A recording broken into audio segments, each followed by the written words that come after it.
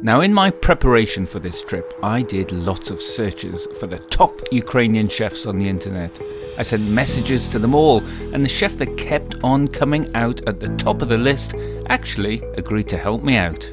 So my name is Hector Jimenez Bravo. I was born in Colombia, but actually I'm Canadian, and I live in Ukraine. So we had lots of plans in our restaurants. Everything was just business as usual. Suddenly, I'm in my vacation, and on the 24th, I just look at my phone, and I start seeing that actually there is a war happening, that there are tanks going inside Ukraine, that they are attacking, that there are rockets. I couldn't believe that moment. That same shock every citizen received here in Ukraine.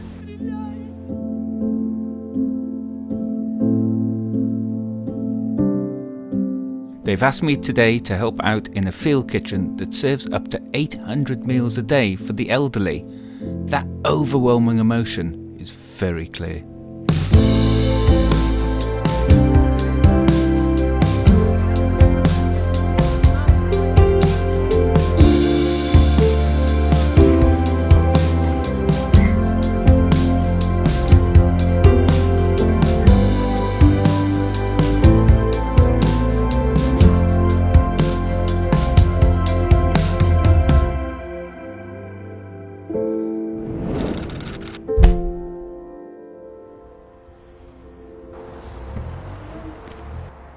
So Hector, So you see how the whole fact, there's a big storage of metal. So of course, with the reaction of the rockets and everything, it's like melted. So, a bakery. I know. This bakery just became popular because of the quality of bread. But when it started the war, they just decided to give food to the people. So for anybody who was in Bucha or Irpin, that was a strategical place just to pick up a piece of bread. So there you go. Here is the place. Wow, it's hot. I know, because they have the oven, and actually the system of the oven is just the traditional system. Yaroslav, he is the man responsible for all of this. They cook every day 250. Wow. Everybody who was working here is just volunteers. During the time when there was no buses or anything, actually they were sleeping here. Oh, wow. On the tables. Wow. Oh, that is fresh.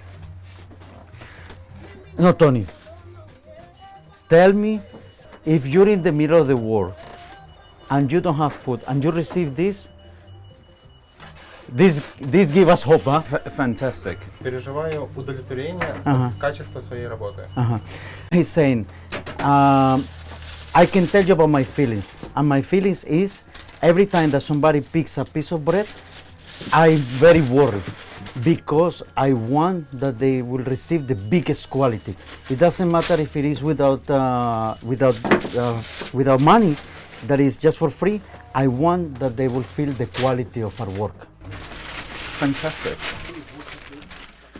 I'm starting to see that there are a lot of very brave Ukrainians who have absolutely risked their lives for others. They were surrounded by the Russian army, but they carried on baking to feed their neighbours. And that is quite special. The word arrived to the hospitals. The hospitals were the very first one who, let's say, type of organizations that we started, every restaurateur started feeding. Tony, so this is the biggest kids hospital, children's hospital in all over Ukraine.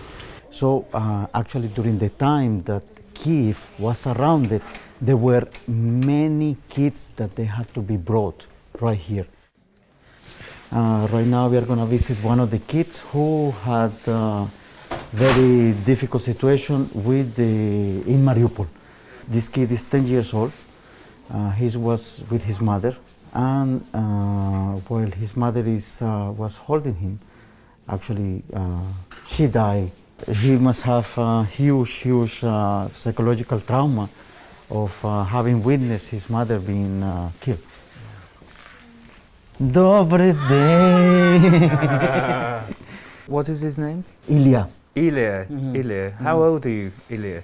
10. 10 years old. 10 years old. Yeah. And who's your favorite chef? Какие твои любимые шеф-повар? Если честно, я мастер-шеф особо не люблю. Ага. Есть сладкие, ты любишь? Бабушка любит. Бабушка? Да. The grandmother, she loves lots of sweet. Okay.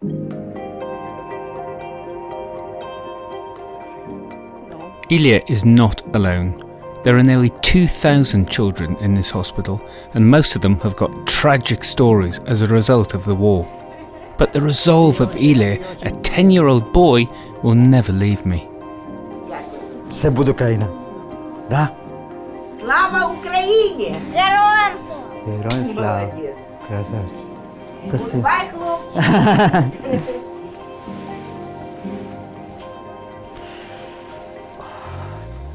Okay, so that probably was the most upsetting thing I think I've ever seen.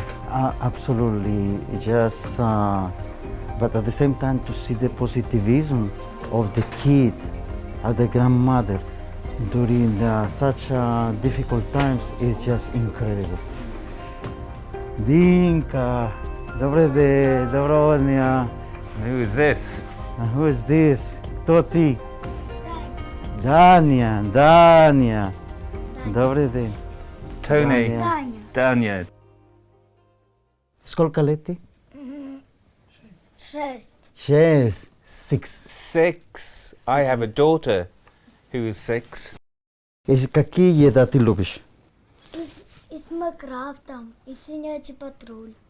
Торт ты любишь? Да. He loves it. So when they were living on their house before the war, so actually while she was doing the dough, he was mixing the eggs, cracking the eggs, mixing the eggs. So he's a very good You are a very assistant. good chef. One day you will be better than him. Ага. Лучше, чем поварам, да? Конечно. Dania, his mother and father were bombed by the Russians. Thankfully, they are all in the same hospital room, but sadly, none of them will ever walk properly again because of their injuries. In Ukraine culture, food gives security, and the happiness when they receive it is clear to see on their faces.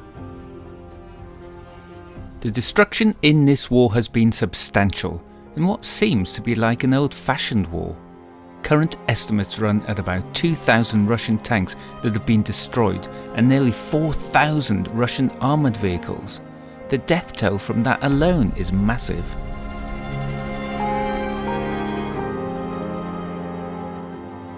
No one really knows the true civilian death toll, as there is so much secrecy around the numbers, but it is significant.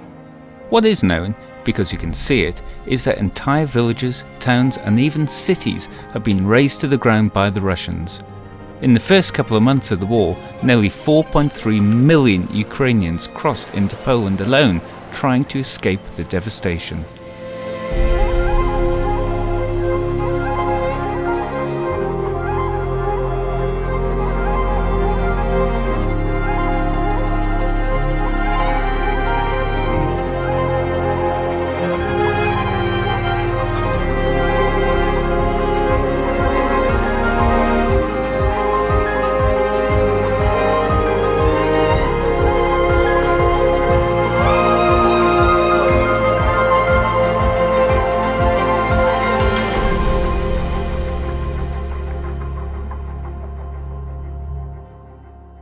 My name is Kate Serdyuk. I'm from Kiev, Ukraine, and I'm operations lead in Ukraine for World Central Kitchen.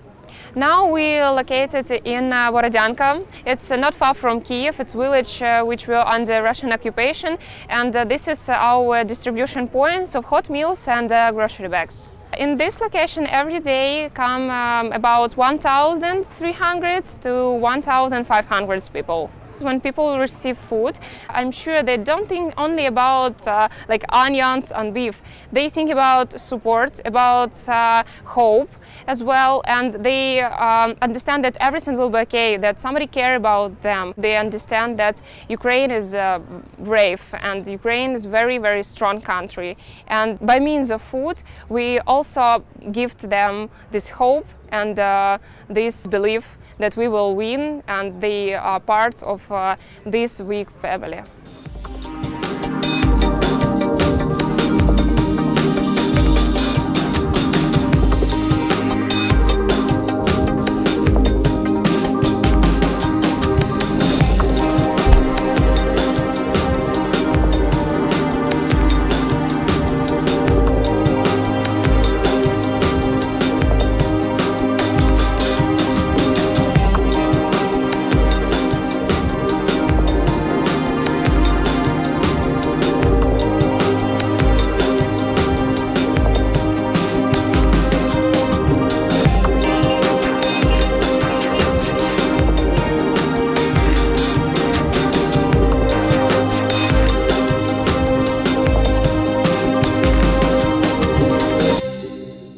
Kharkiv is very close to the front line and there's a lot more destruction compared to Kyiv, but people do seem to be just trying to get on with life. So what is this, Hector? This is a theater, actually, and here this became just a center for distribution of food for the humanitarian initiative. Who is right now here is everybody who was part of the theater and their families. We can go in? Yes. So it's a puppet theatre? Yes. And here is where they're living. The beds? Yes. The kitchen. Okay, so this is the kitchen? Yeah. This is where all the action happens? Yes. Hello. So everybody just eat here, they cook together. It's just a big family. Living here, 120 people. Yes. In this space? Thursdays.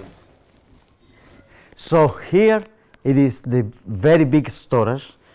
They receive food, they split it. There is a car that pick it up. It's around 100 bags that they do approximately every day.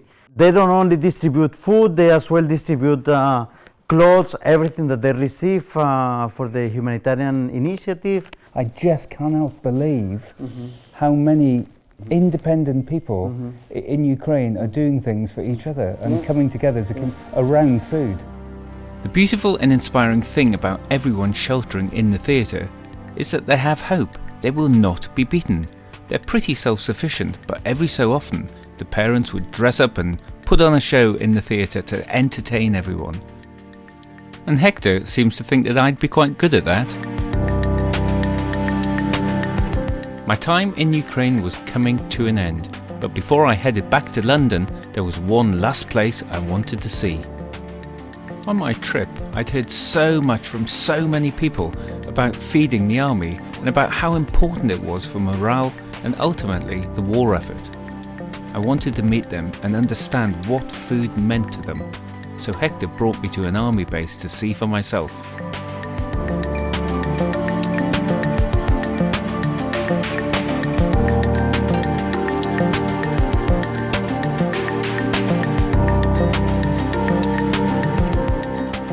These soldiers look so young, but their diet is vital.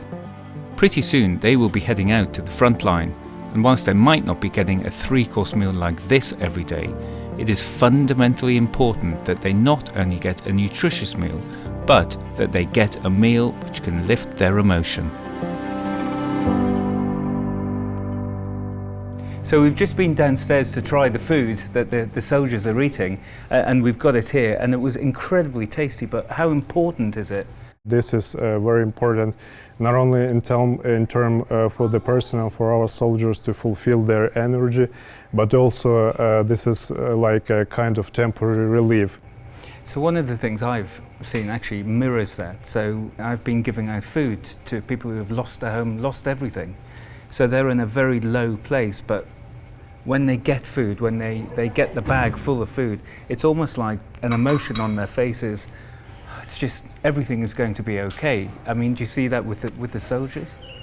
I think yes, because these are the basic needs for every person, just to have food, to have shelter, and it's very important for our civilians and for our soldiers. And we had also cases when volunteers tried to help army, to help the National Guard by providing different products, by providing food, And we believe that they give not only food itself, but they also they pass the energy for the soldiers that can motivate them to fight for the country and to give them those positive emotions they don't experience during the combat actions.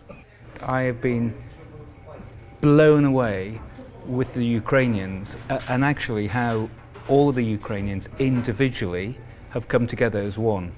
And a lot of it revolves around food, so it's obviously very important. Yes, the food I believe our soldiers have in our army, it's all the time that tastes good, which means that people who make this food, who cook it, they put very good energy in this. Well, let's hope your chefs in the canteen continue to do such a great job, because this is fantastic. Yes, thank you very much, and I know and I believe you experience a lot of kitchens, a lot of cuisines, and if it really tastes good, I believe it will help our army to win. It tastes good.